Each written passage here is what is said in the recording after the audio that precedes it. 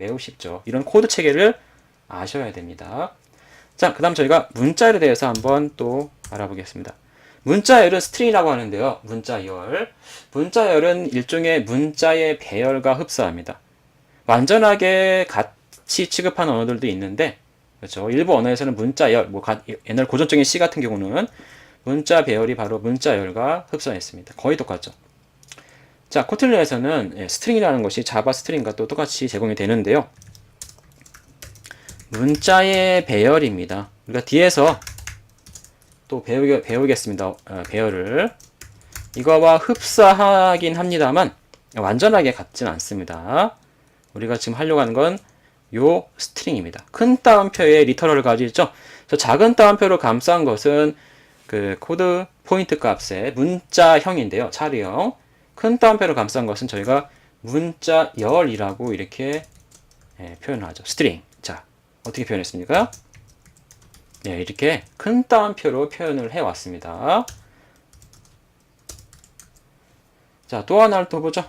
이번에는 아까 우리가 가라는 한글을 유니코드로 넣었죠. 자, 가나다라고 넣죠. 네, 지금 말씀드렸는데요. 문자들의 마치 배열처럼 나열한 묶음이 문자열이라고 말씀드렸는데 유니코드 문자의 묶음이라고 보시면 좋겠습니다. 일렬 묶음이죠. 가자 하나, 나자 하나, 다자 하나가 묶여서 S2라는 변수에 가나다 문자열이 스트링 타입으로 들어가 있는 것입니다. 그래서 이것은 죄송합니다. 스트링 타입입니다.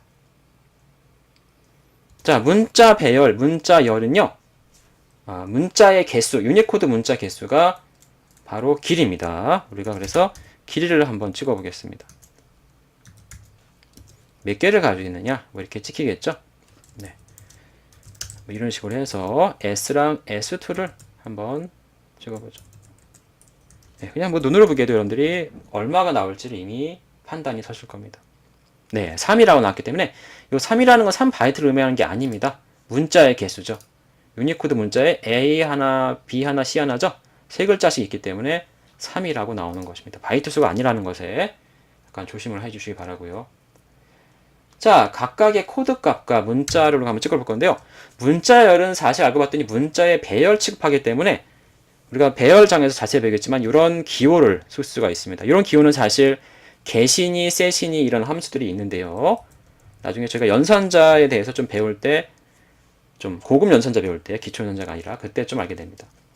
일단 저희는 내용을 한번 문자열이 배열이라고 하는데, 문자의 배열이라고 하는데 그 값을 한번 편하게 찍어 보겠습니다. 네, get을 쓰셔도 됩니다. 여러분들 혹시 아시는 분도 있을 텐데요. 자, 이렇게 꺽쇠 브라켓인데요. 여기다가 0부터 시작하는 저 길이보다 하나 작은 것까지 범위, 즉 0부터 요 랭스 마이너스 1까지의 순서 번호, 인덱스라고 합니다. 인덱스. 그 인덱스 번호를 넣으면 그 순서 번호에 맞는 문자가 하나 참조됩니다. 가져올 수 있다는 얘기죠. 찍을 수 있다는 얘기죠. S라는 것은 대문자 ABC인데 여기에 0이라고 인덱스를 참조하면 A 값이 되겠죠. 1이면은 B, 대문자 B, 2면은 대문자 C, 3이면은 없습니다. 랭스보다 작지 않기 때문에 이 인덱스 쓸 수가 없는 거죠. 그래서 배열의 범위를 벗어났다. 뭐 이런 예외 에러가 나게 되어 있습니다. 일단 저는 이렇게 0번째를 한번 찍어 보고요. 그 다음에 요 코드 값도 한번 찍어보죠. 요거 하나가 문자라고 들었는데요. S의 꺽쇠 0번째 문자인데 문자의 코드 값은 toInt라고 하면 바로 문자의 코드 값이 찍히겠죠. 자, 이렇게 해서 우리가 S라는 ABC죠. ABC를 1, 2, 3으로 접근을 할 수가 있구나. 이렇게 인덱스를 사용해서 접근을 한번 해서 찍어 보겠습니다. 자, 이렇게 나옵니다, 여러분들. 65, 66, 67, A, B, C. 맞죠? 정확하습니다. 큰 따옴표 A, B, C 무기인 게 0, 1이라는 요 배열처럼 쓰이는 인덱스 번호에 매핑돼서, 대응돼서 대문자 A, 코드값, 코드 포인트 65, 아스키 코드죠, 아직은. 유니코드랑도 일맥상통합니다. 유니코드의 맨 앞부분은요, 아스키 코드 값과 포함 관계를 갖습니다, 여러분들. 자, 이렇게 B, 66, C, 67. 이런 식으로 우리가 뽑아낼 수가 있습니다. 자, S2도 한번 우리가 똑같이 해볼까요? 자, 여기까지를 그대로 복사하겠습니다. 그리고 여기다가 S2라고 한번 찍어보면은 결과가 나오겠죠. 그래서 S2는요, 여러분들, 대문자 ABC가 아니기 때문에 일씩 증가된 건 아니고요. 가 다음에 나 다음에 다가 아닙니다. 유니코드에서는요. 가 다음에 뭐 각각 해서 국내 한글은 여러분들 초성, 중성, 종성을 조합시켜야 되죠. 한 11,000여 개의 유니코드 값이 있는데 어떻게 나오는지 한번 우리가 S2도 한번 찍어보죠.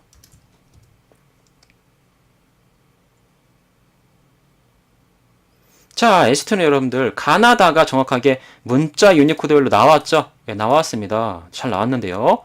코드 값이 4만 번대입니다. 4만 4천 번대부터 시작하는데요. 아까 잠깐 적어드렸는데 이렇게 0xAC00입니다. 사실 이게 0xAC00이라고 이렇게 보셔야 됩니다. 얘는 뭘까요? 네, 0x AC01일까요? 아닙니다, 여러분들. 우리가 어떤 값인지는 나중에 한번 계산을 해보셔야 됩니다. 나는 가 다음에 나가 아닙니다. 왜 그런지 저희가 한번 찍어보도록 할까요? 자, 제가 여기다가 한번 찍어보겠습니다. 자, 여기다 한번 값을 바로 찍어보겠습니다. 저 값이 얼마였냐면, 요거 44,032였죠. 41,032에다가 한번 2를 더한 값이 뭐냐 한번 찍어보겠는데 이 값을 우리가 문자형으로 만드는 게 투차르라고 합니다. 어떠한 코드 값을 문자형으로 만드는 건 투차르. 어떤 문자형, 작은 따옴표로 표현되는 문자형에서 데이터에서 코드 값을 뽑는 것은 투인트. 서로 반대죠, 이렇게. 그래서 이렇게 한번 찍어보고요. 그 다음에 두 번째 2를 더하면 어떻게 될까요? 코드 포인트가 두 칸 띄는 거죠. 자, 이렇게 하면 뭐가 나오는지 한번 실행해 보겠습니다. 자, 이렇게 나옵니다, 여러분들. 자, 각각 격이 나오죠. 요 경우가 각이 되겠고, 요 경우가 격이 되겠네요. 자, 이렇게 해서 요거는 가 다음에 한 칸 띈 거고요. 이거는 가 다음에 두 칸 띈 거죠. 유니코드 상에서요. 그래서 요런 식의 코드값 표현이 나오는 걸 저희가 이렇게 지금 확인해 보고 있습니다. 자, 잠깐 저희가 사이트를 가서 한번 알아보겠습니다. 자, 코트는요, 이렇게 16비트의 유니코드 캐릭터를 차르 클래스 형태로 지원합니다. 자바 JVM 64비트 호환성을 위해서 염두에 둔 거죠. 자바에는 이렇게 소문자 프리미티브 기본형이 있죠. 여기에 대응되게끔 만들어져 있습니다. 그런데 이건 또 유니코드를 따른다고 자바에 되어 있죠. 코트는도 마찬가지로 유니코드 포인트 값을, 코드 포인트 값을 사용합니다.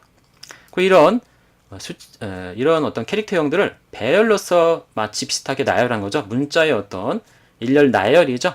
그 나열한 것이 바로 스트링입니다. 스트링. 그래서 이렇게 대문 큰 따옴표를 이렇게 묶으시면은 이게 바로 문자들의 집합인 문자열이다. 랭스를 가지고 있다고 우리가 아까 잠깐 보았습니다. 자, 이런 것들은 뭐로 표현된다고 말씀드렸습니까? 뭐 완성형이냐, 조합형이냐, 뭐 일본 글자냐, 중국 글자냐, 유니코드냐 해서 문자 셋이라는 게 있는데요. 어떤 코드 체계표입니다. 아스키 코드 같은 것이나 유니코드죠.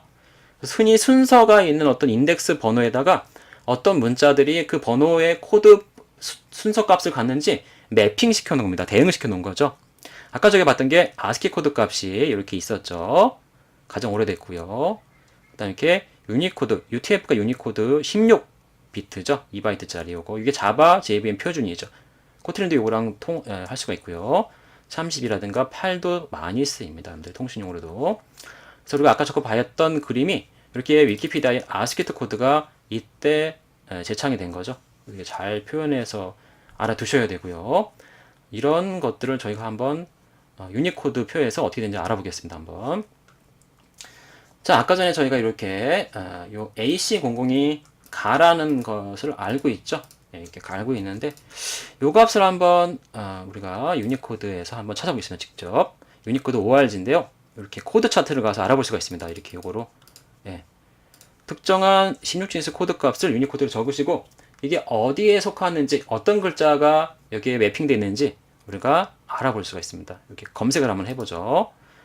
자, 16진수 AC00, 0xAC00은요 여기에 AC00 PDF에 나와 있네요. 이걸 한번 열어보죠.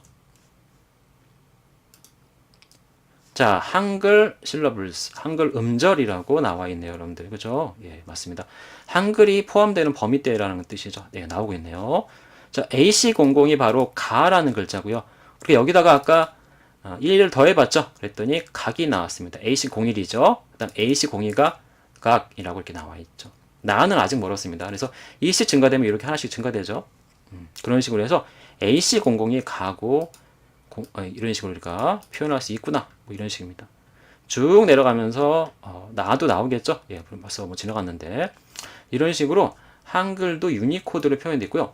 거의 세계의 많은 어떤 만국어들이 다 유니코드 안에 포함되어 가고 있습니다. 그죠? 이미 많이 포함되어 있고 이미 저것이 바로 유니코드 표기입니다.